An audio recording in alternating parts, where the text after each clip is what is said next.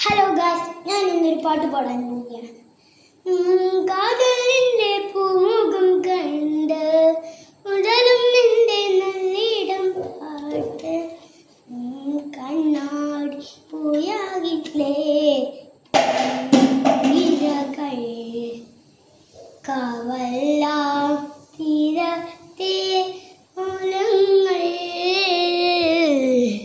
നിക്കൂട്ട കാര്യങ്ങൾ